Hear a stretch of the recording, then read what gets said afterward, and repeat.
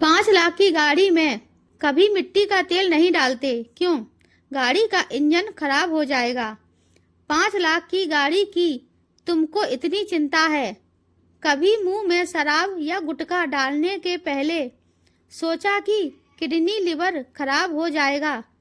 करोड़ों के इस अनमोल शरीर के इंजन की भी उतनी ही चिंता करो जितनी अपनी गाड़ी की करते हो। दुनिया के लिए आप एक व्यक्ति हैं, लेकिन परिवार के लिए आप पूरी दुनिया हैं। अपना ख्याल रखें।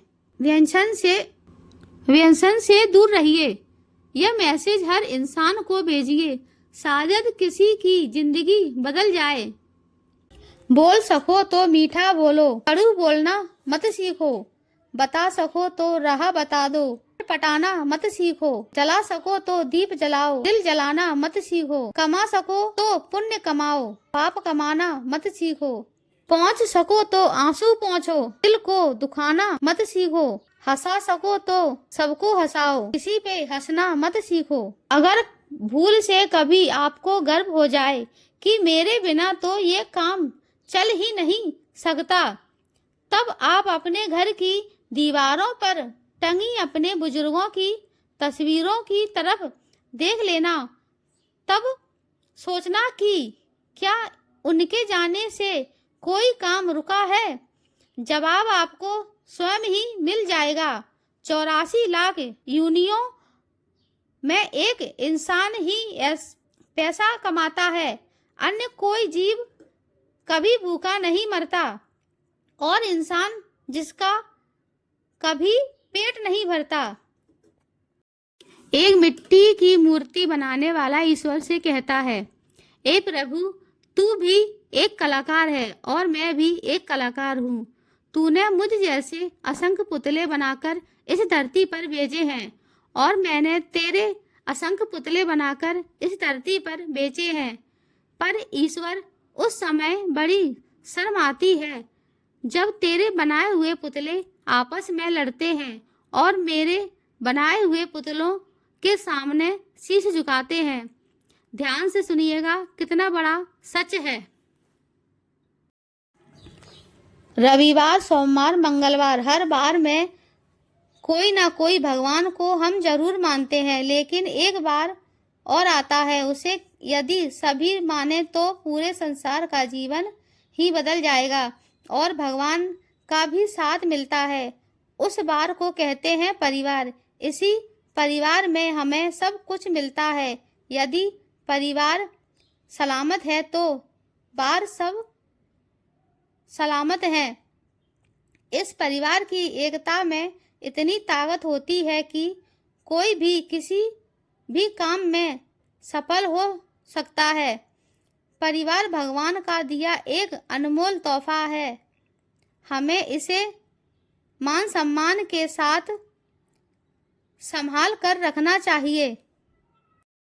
लोग कहते हैं कि कलयुग आ रहा है, पर लाया कौन? स्त्री अपनी शर्म भूली, पुरुष अपने संस्कार भूला, गुरु अपना धर्म भूला, नेता अपना कर्म भूला, और तो और इंसान अपनी इंसानियत भुला चुका है।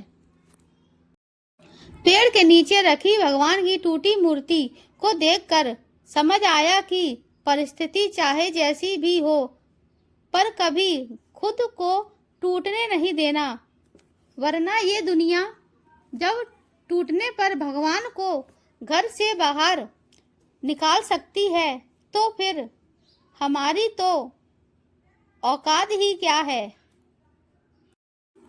नाम और बदनाम में क्या फर्क है?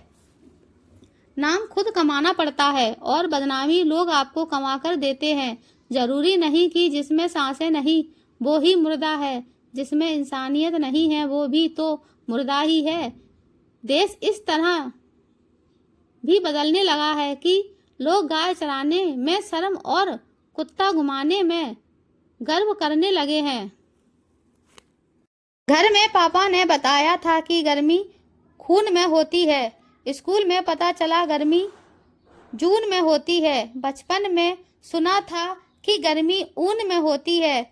जिंदगी में बहुत धक्के खाए तब जाकर पता चला कि गर्मी ना तो खून में, ना जून में, ना ही ऊन में होती है।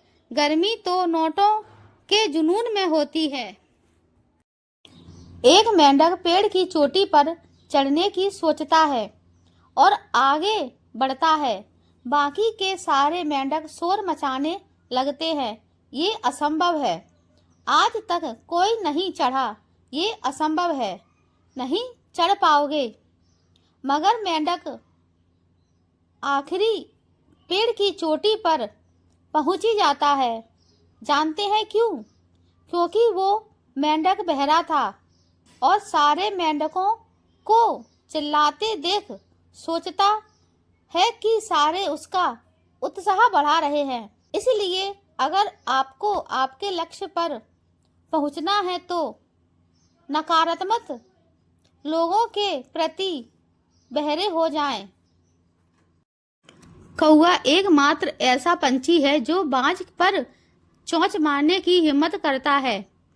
वह बाज की पीठ पर बैठता है और उसकी गर्दन पर काटता है, पर बाज जवाब नहीं देता और ना ही कौवे से लड़ता है और ना ही कौवे पर समय बर्बाद करता है। बस अपने पंख खोलता है और आसमान में ऊंचा उड़ना शुरू कर देता है। उड़ान जितनी ऊंची होती है उतना ही मुश्किल होता है सांस लेना और ऑक्सीजन की कमी के कारण कौवा गिर जाता है। कौवे के साथ अपना समय बर्बाद करना बंद करो। बस खुद ऊंचाइयों पर चले जाओ, अपने काम में लगे रहो, वे ऐसे ही खत्म हो जाएंगे। एक गधे और हाथी में आकाश के रंग को लेकर बहस छिड़ी। हाथी कहे नीला, गधा कहे लाल। फैसले के लिए शेर के पास पहुंचे। शेर ने कहा, हाथी को 10 कोड़े की सजा। हाथी ने कहा, मैं तो सही बात कर रहा हूँ, मुझे सजा क्यों? शेर ने कहा, जब तुमको पता था कि ये गधा है तो तुमने इससे बहस की ही क्यों? गरीब मांगे तो भीख, अमीर मांगे तो चंदा, करोड़पति मांगे तो डोनेशन और अरबपति मांगे तो सब्सिडी। यह सभी लोग अपने अपने हिसाब से भीख मांगते हैं, तो जनाब घमंड किस बात का करते हो? शिक्षा के जहाज बड़े शौक से डुबाए जा रहे हैं। स्कूलों को बंद करके लोग रैलियों में बुलाए जा रहे हैं। तू कब तक फ्री के राशन का मजा लेता रहेगा? ये आम आदमी तेरे बच्चे जिस्म से नहीं दिमाग से अपाहिज बनाए जा रहे हैं।